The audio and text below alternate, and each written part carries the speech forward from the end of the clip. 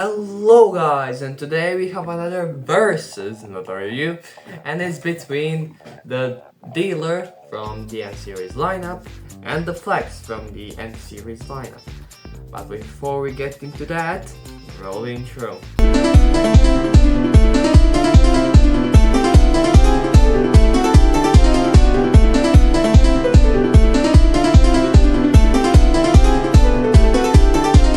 So this time, and from now on, I'm thinking about making the verses a bit different. And that is no more pros on this side and pros on this side. No.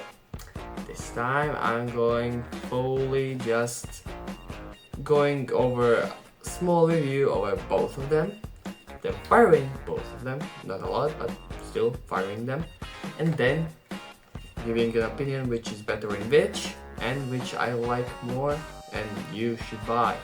So a bit different, but I hope you like it, and also this should make it much easier to edit.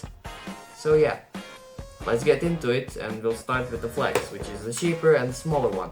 The Flex is a single shot N-Series shooting jolt that has a big grip, great performance, a tactical rail at the top, and overall just better ergonomics than the jolt. Although it's not openable, it is still pretty cool and really well built. It's a great jolt and it looks pretty cool with a lot of design, like these ridges on the back, some textured plastic. It looks cool, and although for the price it's pretty good. Overall, the Dealer, although it's a bit different, well, it is still a single shot jolt like blaster.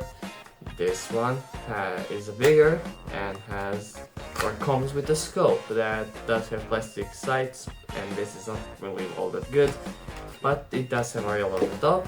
The scope has a rail on it, and it has a stock attachment point which is useless, but I'll talk about that in the comparison. The grip is a bit better and it's still amazing. The trigger is about the same, the prime is about the same, but the big difference, this is openable and has worse plastic. But yeah, I'll talk about it in the comparison. Right now, both of them are really good. Now one of them is better, and I think you might be able to guess, but before that, let's go fire it. Okay, so I'll shoot the N-Series M1 darts, first out of the Flex, 5 of them, and then 5 darts, the same ones, from the Dealer without the scope, at that target over there about 15 feet away, but this is not supposed to show you performance. These perform about the same. But yeah, let's go.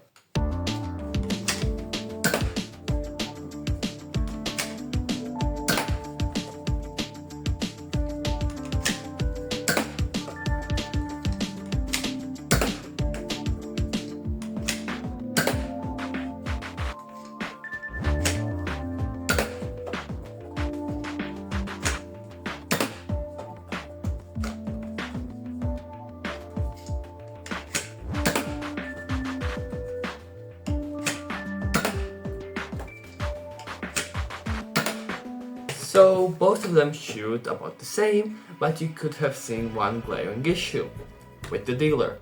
The Dealer has this little dumb thing over here, which means it's way harder to load darts.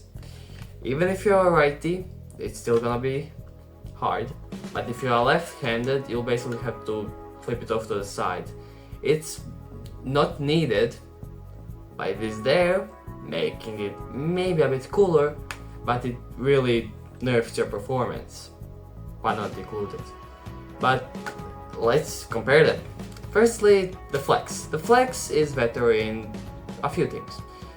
Plastic quality is definitely better, because on the Dealer it's horrible. Literally. This whole thing moves, it flexes. It just feels like an off-brand blaster, which is not great for a Nerf blaster. But this one feels very nice and very sturdy. Another thing with this blaster, it's just practical. It's a bit smaller, as you can see, and it's good. It's just a nice jolt-ish blaster. Well, this thing is freaking huge, and that bigness is not needed. And there is one more thing that this is better at. Availability and price. When I say availability, I do not mean that this is easier to find than this. No. This you can get off separately in a 5 or a 10 blaster pack. I'm not really sure, I think it was a 10 blaster pack. Or in the gear up pack.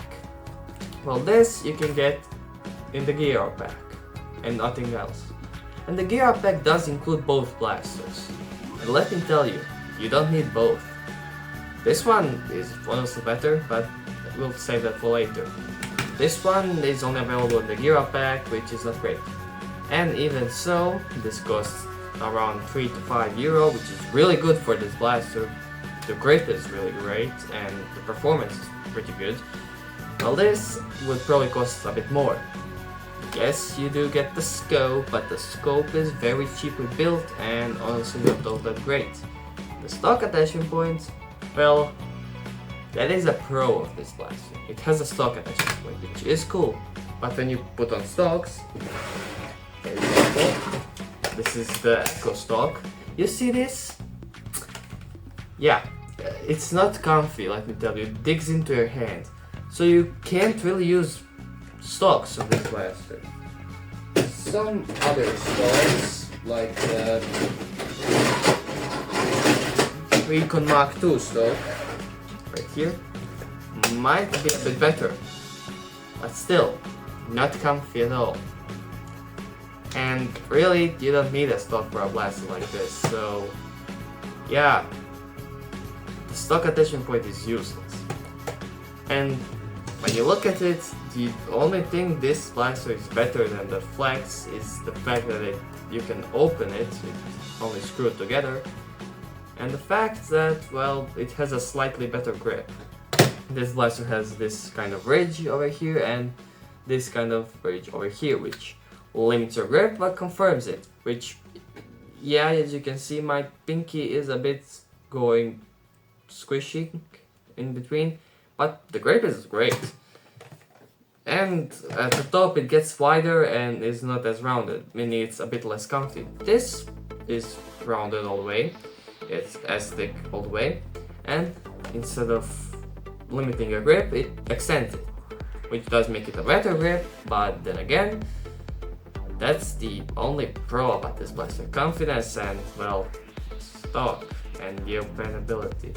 If you want to mod any of this blaster, yeah, this is the choice. You probably would have to destroy this one, but they are both jolts. You don't really mod jolts all that much, especially not N-Series jolts.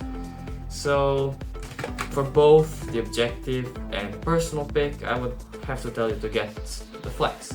Now, don't mind me, this is still pretty fun. It's cool to have a scope and then a scope on the scope, and it is cool to have a stock on it, but it's not well done. The confidence and everything is great, but if it were available off separately, maybe I could recommend it. But the Flex is just better. It's still comfy, it's smaller, it's just better. The only problem about this blaster is that it's clipped, which not great, but doesn't really matter. This is a jolt. If it were a big blaster, yeah, it would be a much bigger con, but this is a small blaster.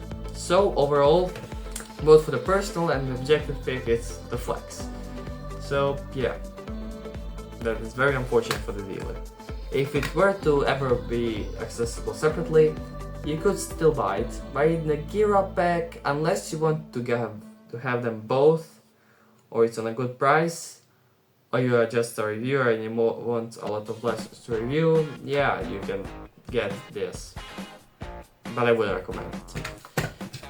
But at the end of the day, if you have either of these, and actually if you have this one, you probably have this one, unless you get it in a thrift store, but if you have any one of these, as long as it shoots, it will be fun, unless it hits your hand. But both are really fun. I had a lot of fun with this blaster, as I did with the Flex. But the Flex is just better. I hope you like this kind of filming format, I kind of like it a bit more. I'm not talking about the video, I'm talking about the versus format. I really like it. I think it's a bit more easier for me to film and it's not as scripted. Even though I had just a few words on the side telling me, oh, this one's cheaper, this one has better performance. No, it would still make me feel very scripted.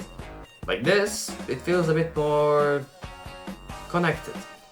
Although, not really, but whatever. Oh, and also most of the times I'm looking at the screen, not at the actual camera, which, yeah, feels very weird. But it still seems like I'm looking at you, even though I'm not, so yeah. Either way, I hope you liked this video. If you did, subscribe, like, and maybe turn on those notifications.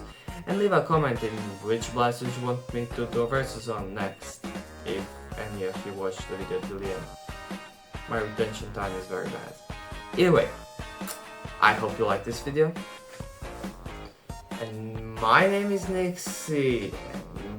Bye bye.